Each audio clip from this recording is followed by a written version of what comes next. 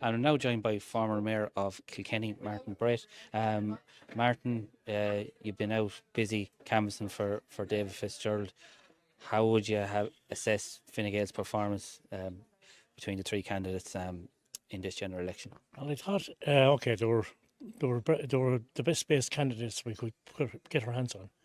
To be honest with you, I think looking at it dispassionately, the wind or the sails didn't kind of catch us all at the same time. Was the vote of the local elections reflected in the general election by any of the main parties? It wasn't. If you look at Sinn Féin, dropped 7,000 votes from their last operation. They're going to take a seat here. We're going to take a seat. It looks like Catherine Callahan is going to take that seat. Our two remaining candidates are too far back, as far in my humble opinion, to make that big difference. I think Fianna Fáil, and I said this last night on RTE, Fianna Fáil only got to get two. They only have two. They've only two quotas. I saw you say it actually. Yeah, they only, I was.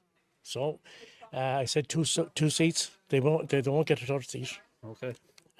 It's very hard to get three seats. Very hard. Out of three seats to get out of two quotas. Yeah.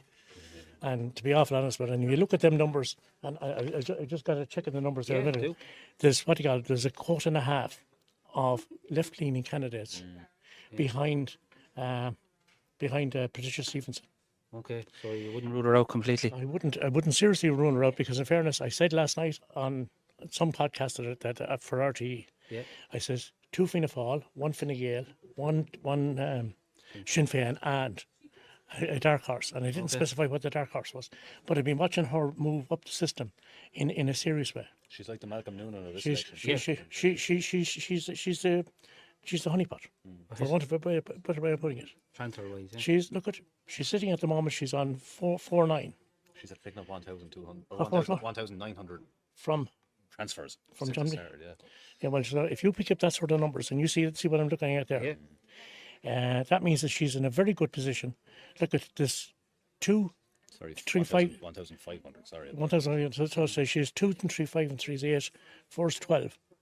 12,000 or 1,200, 1,300 votes sitting behind her. Yeah. Of left-leaning candidates. Yeah. And that means that could actually, and I'm not talking in terms of what that could mean in terms of Newsom Drennan or Gladney Knox. Yeah. And between the two, Sinn Féin will definitely take one vote. Yeah, but Which one is of the two it's hard to know. And if you were looking at it, look at the overall picture, and it's not just so much Carlow, Kilkenny, or look at the country in general. If the left-leaning parties, and there's a whole heap of them there, if they had one or two good ones, they could have cleaned. They could in each constituency they could make a serious difference going forward. Yes, they're kind of splitting the vote. Yeah, and okay, they'll say the usual comment is that there's no differential as they see it between Fianna Fáil and Fine Gael. That's fine. Okay, I'll take that we'll just park that for a minute. Okay. And then look at the other side of it. Yeah. How much difference is there between People Before Profit, the Labour Party, Social Democrats, Ain't2 and everything else, and somebody come out and say, there's that much of a difference, and there's that much between Labour and Social Democrats, there's absolutely nothing. There's no difference really. No, it's just that they're coming from a different, they're paddling the boat a different way. Ain't might be the only one doing that. I know, but listen, I have no ilk in either one of them pants. But the better part is where they are now and what they're at, and the focus on where they should be. Absolutely. I'm going to hand you over to my colleague Paidi Manning now. Paidi, off you go. Well, Martin. Yeah. Martin, you've been around in politics for a while. Longer than I should be, anyway. Yeah. How many general elections have you covered, do you reckon? This, I think, is the 7th that I've been heavily involved in. Ever since, I suppose, Phil Hogan came into the system as it was. And, that's what, 5 or 6 to 6. And I've fought, six local elections. So, I suppose you could say, I've been around the block, seen a little bit, had the ups and the downs, and I suppose politics is all about ups and its downs. But the thing is, as I say, the river keeps rolling, and the river will flow past you anyway. So this, you either get off, get moving again, or you sit down and go nowhere. But at the end of the day, politics, like you're watching the greatest form of blood sports that you'll ever see in your life. It's for anybody who has put, and it's a daunting prospect, and I mean a really daunting prospect, to put your name on a ballot paper and be validated by your peers. And you're watching it played out in front of you downstairs at the moment in a very, very special way. It's, I applaud anybody.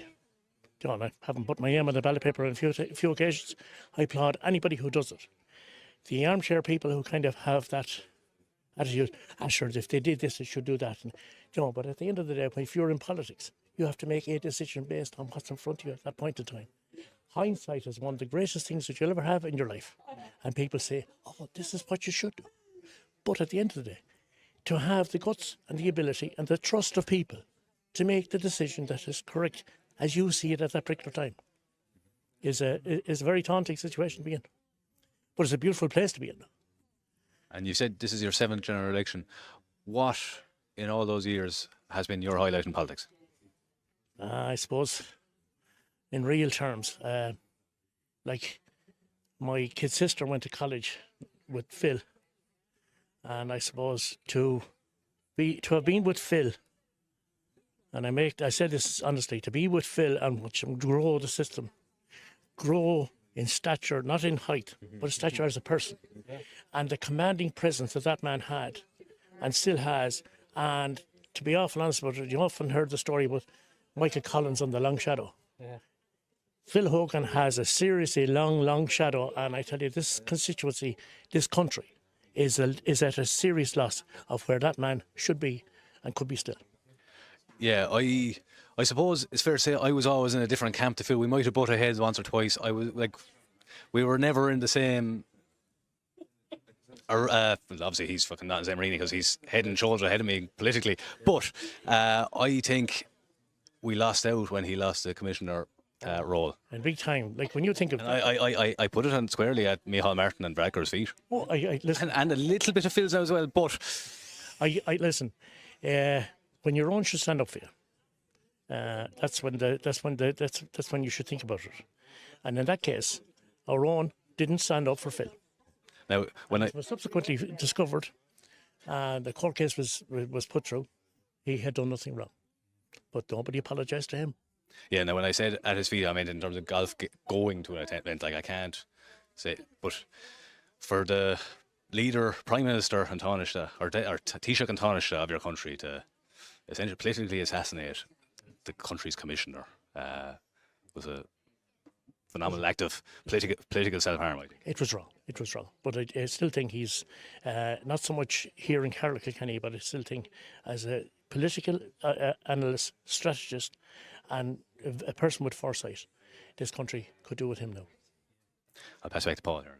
Sorry. Could you see, say, we have a new administration coming in America. Do you think that someone like Phil Hogan, would he be an ideal person as like an EU ambassador to America, or some sort of high profile role like that? Do you think he could, really deliver, and if he was given a position like something like that? I'm delighted for someone like you to turn around and say that to me, because that's what I'm thinking. Yeah. I just think he would be made for it, and if Simon ever picks up on the podcast of this, last night when I turned around, I said there'd be 2 Fianna Fáil, 1 Fine Gael, one Sinn Féin, and I was told, geez, that can't happen. No, this won't happen. I says, you have to be around this game a little bit. I says, and study numbers, and if you study the numbers don't add. The numbers don't lie. They have to add up. I think it would be the greatest tribute that could be bestowed on anyone for Phil Hogan to be made EU ambassador to America. I'd love to see him butt heads with that. Anyway, we won't call him any names because we're on air at the moment. Yeah, absolutely. Well, Martin, thanks a million for taking the time to chat to us here on the Irish Political Roundup. Not at all. Pleasure. Thanks very much. No problem. You're welcome.